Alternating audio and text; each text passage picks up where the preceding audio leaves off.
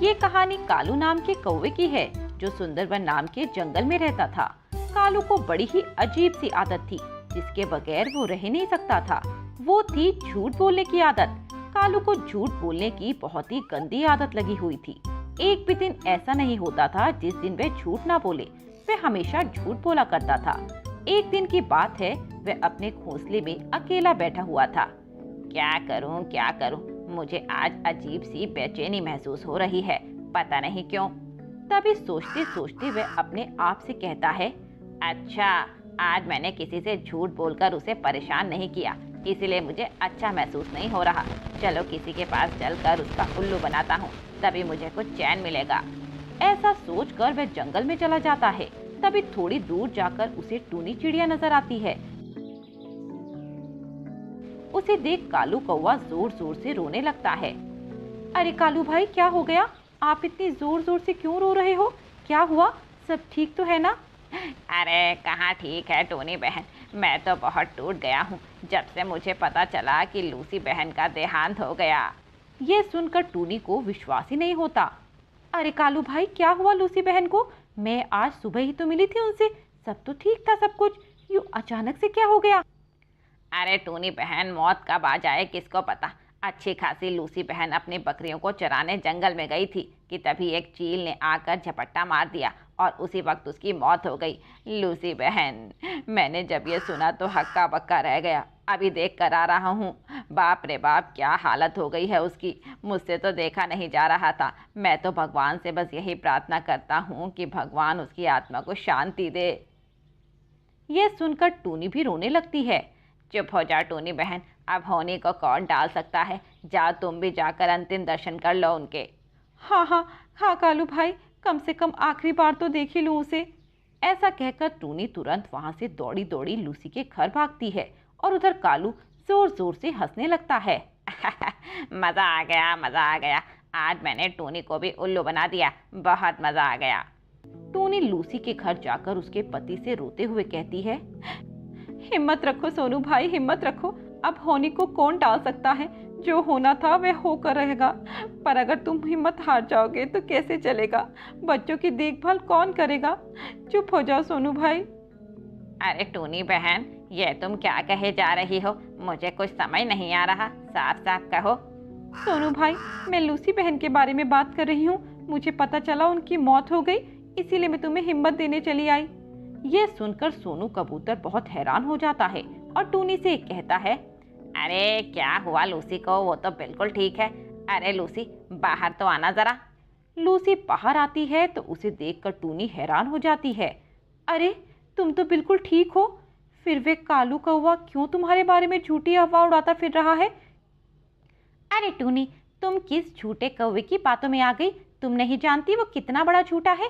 आए दिन पक्षियों को परेशान करता रहता है, किसी न किसी पक्षी को मार देता है और पूरे जंगल में अफवाह फैला देता है। अच्छा ये बात है, मैं अब उस कौवे को छोड़ूंगी नहीं। मेरी तो जान ही निकाल दी थी उसने।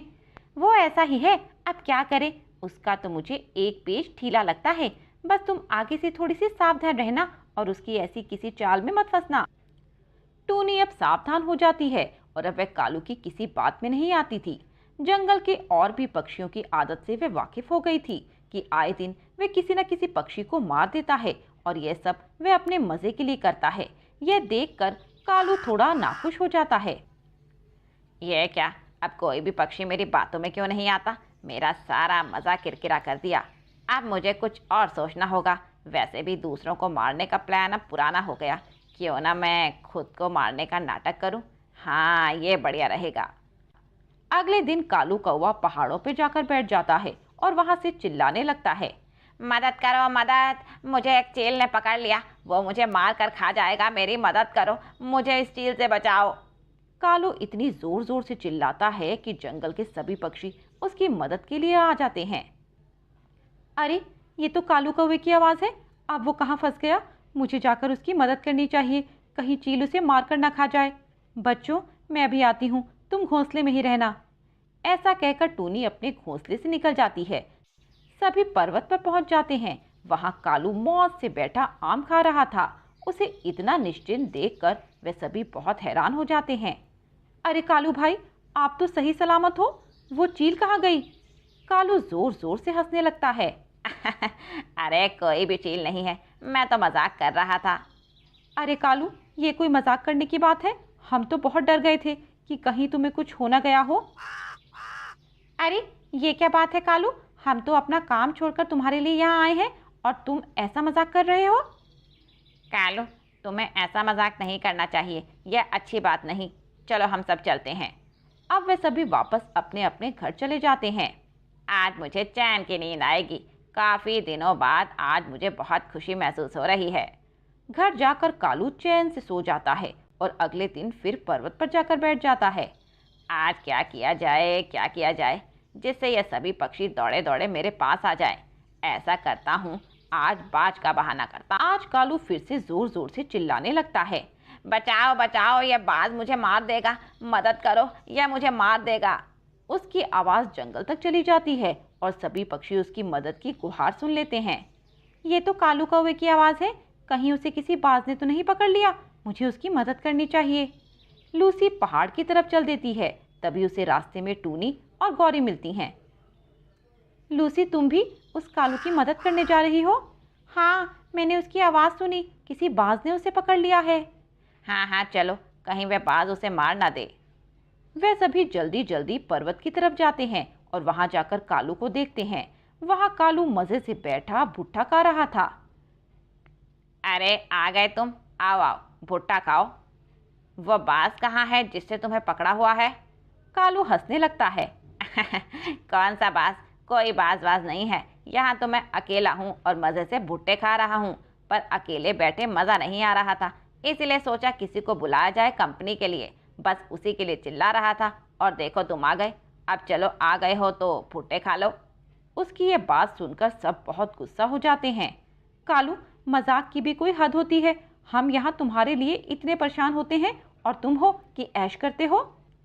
और क्या, हम तो ये सोचकर आते हैं कि कहीं असल में कोई परेशानी ना हो गई हो, पर तुम तो ये सब मज़े के लिए करते हो। अब क्या करूं, मुझे झूठ बोले बिना खाना नहीं पचता, इसीलिए मैं ये सब करता हूं। ऊपर से तुम्हारे ये उदास चेहरे देखकर मुझे बहुत खुशी मिलती है, बस इसीलिए ये सब करता हूं। हम ही पागल हैं जो बार बार तुम्हारे झूठ में फंस जाते हैं। अब बहुत हुआ, अब हम तुम्हारी एक नहीं सुनेंगे। तुम मदद के लिए चिल्लाते रहोगे तब भी तुम्हारी मदद के लिए नहीं आएंगे। तुम हो ही उसी के लायक कि तुम्हारी कोई मदद ना करे। अब तुम देखना, तुम कितना भी चिल्लाना, हम तुम्हारी मदद को कभी नहीं आएंगे। इस बार वे बहुत गुस्सा हो गए थे और वहां से चले गए, पर कालू को इस बात से कोई फर्क नहीं पड़ता और वह अभी भी अपनी ही मस्ती में रहता है। आज क्या किया जाए? कल वह सभी बहुत गुस्सा हो गए थे। अगर आज बाज या चील का बहाना बनाया तो वह मेरी एक बात नहीं सुनेंगे। मुझे आज कुछ नया प्लान बनाना हो। कालू ये बात सोच ही रहा होता है कि तभी वहां से गुजर रही चील की नज़र कालू पर पड़ती है। चील बहुत दिनों से भूखी थी, इसीलिए जब उसकी नज़र कालू पर पड़ी तो वह तुरंत उसकी तरफ भागा और अपने पंजों पे दबोच लिया। अरे वाह, आज तो मज़ा आ जाएगा। मुझे खाने के लिए इतना हट्टा कट्टा कौवा मिल गया। कालू मदद के लिए चिल्लाने लगता है। मदद करो, कोई तो मेरी मदद करो, ये चील मुझे मार रही है, मैं मर जाऊंगा, मेरी मदद करो। ये कालू पता नहीं कब अपनी आदत से बाज आएगा, आज फिर नाटक कर रहा है। वहां जाकर देखेंगे तो महाराजा की तरह बैठा होगा और कुछ न कुछ खा रहा होगा। और क्या, इसने तो ये रोज की आदत बना रखी है, हर रोज झूठ बोलता है। आज हम सब उसकी बातों में नहीं आएंगे, उस पर्वत पर हरगिज नहीं जाएंगे। आखिर हद होती है हर बात की। चिल्लाने दो उसे, वो है ही इसी के लायक। आज कोई भी पक्षी उसकी मदद के लिए नहीं जाता, क्योंकि कालू की झूठ बोलने की आदत ने उन सभी को कालू पर विश्वास करने से मना कर दिया। उधर कालू को वह चील मारकर खा जाती है। कालू को उसकी झूठ बोलने की सजा मिल जाती है। इसीलिए कहते हैं हमें झूठ नहीं बोलना चाहिए, क्योंकि झूठ बोलना हमारे लिए हानिकारक होता है, जैसे कालू के साथ हुआ।